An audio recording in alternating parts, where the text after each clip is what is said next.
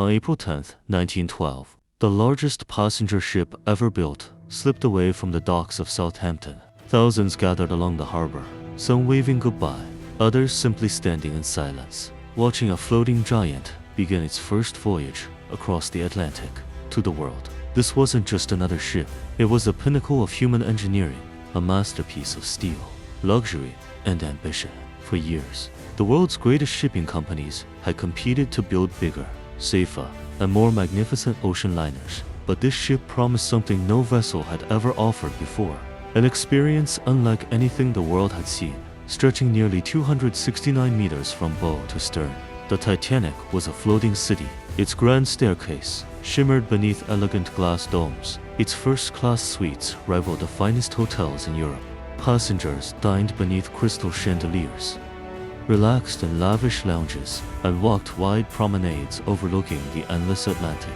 Even those traveling in third class found accommodations far superior to many homes they had left behind.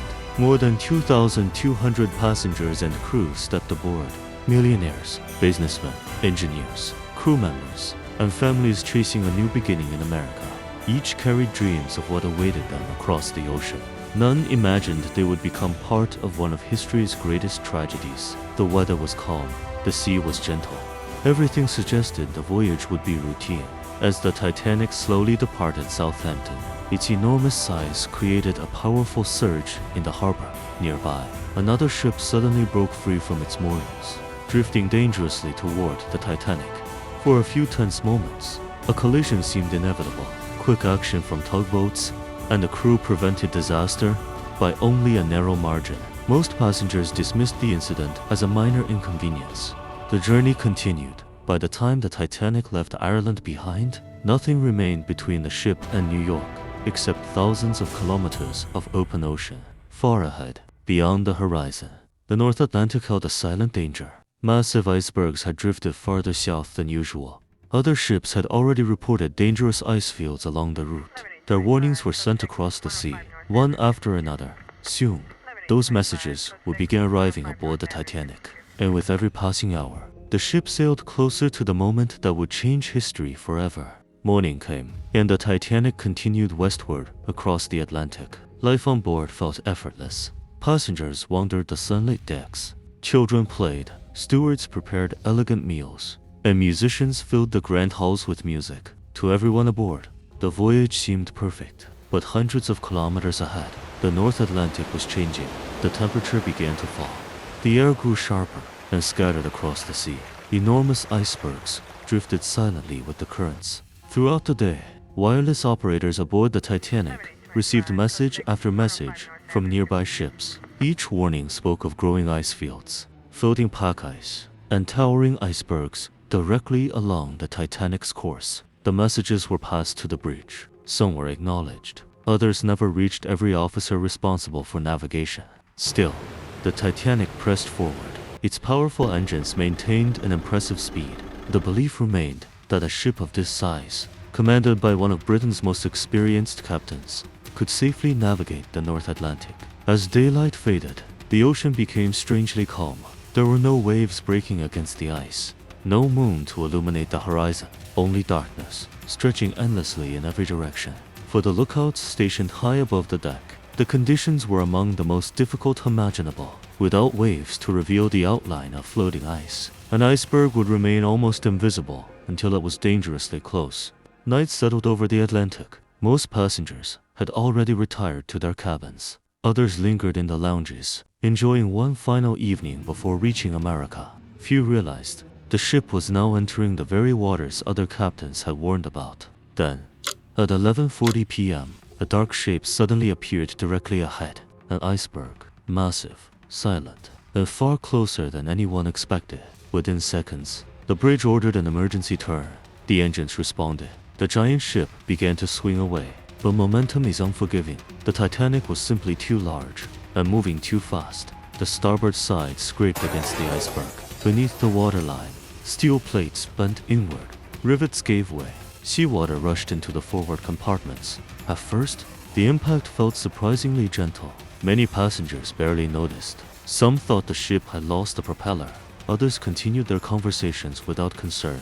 But deep below deck, crew members watched freezing seawater pour into the ship. One compartment filled, then another, and another. Within minutes, the impossible became clear. The world's most celebrated ocean liner was dying. At first, there was no panic. The Titanic still appeared magnificent. Its lights burned brightly. The orchestra continued to play. Many passengers believed the stop was only temporary. Few understood the truth. Below the surface, freezing seawater continued pouring into the ship. One compartment after another slowly disappeared beneath the Atlantic. The ship had been designed to survive flooding, but not this much, not this many compartments. The damage was beyond anything its builders had imagined. As the minutes passed, the bow began sinking deeper into the ocean. The change was almost impossible to notice at first, but inside the ship, crew members felt the cold creeping upward. The order was finally given. Passengers were instructed to put on life jackets and make their way to the boat deck. Many refused. The Titanic still looked perfectly safe. Some laughed. Others returned to their cabins, unwilling to leave their belongings behind. Outside, the lifeboats were uncovered and lowered into position. One by one, they began leaving the ship. Many carried far fewer people than they were built to hold. As precious spaces disappeared into the darkness, hundreds remained waiting on deck. Time was running out. The angle of the ship became steeper. Furniture slid across polished floors. Water flooded the lower decks with unstoppable force. The freezing Atlantic climbed higher, claiming room after room.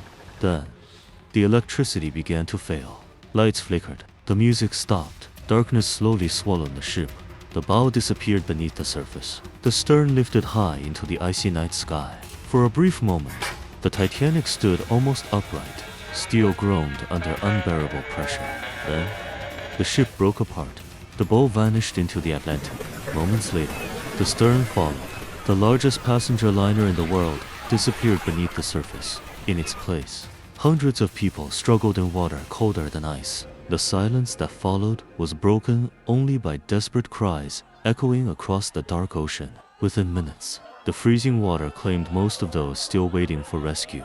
The Atlantic had won. The night grew silent, where a magnificent ocean liner had sailed only hours before. There was now nothing but darkness, scattered lifeboats, and a freezing Atlantic stretching in every direction. Those who survived listened helplessly. The cries of hundreds trapped in the water echoed across the sea. One by one, the voices faded. By dawn, the silence was complete. Hours later, the rescue ship, RMS Carpathia, arrived at the disaster site. Its crew pulled exhausted survivors from the lifeboats. Some were wrapped in blankets. Others stared into the distance, unable to comprehend what they had witnessed. Many searched desperately for missing family members, only to learn they would never return. Of the more than 2,200 passengers and crew aboard the Titanic, over 1,500 lost their lives. It remains one of the deadliest peacetime maritime disasters in history. News of the sinking spread around the world. Newspapers printed shocking headlines. People struggled to believe that the largest and most luxurious ship ever built could vanish beneath the ocean on its very first voyage. Investigations soon began. Questions filled courtrooms and government hearings. Why had the ship continued at such speed despite repeated iceberg warnings? Why were there not enough lifeboats for everyone on board? Could more lives have been saved? The disaster transformed maritime safety forever. Ships were required to carry enough lifeboats for every person aboard. Continuous radio watches became standard. International ice patrols were established to monitor dangerous waters in the North Atlantic. For decades, the Titanic rested in darkness, more than 3,800 meters beneath the surface, hidden from the world. Then, in 1985, the wreck was finally discovered by Robert Ballard. The images stunned the world. The boat still rested on the ocean floor.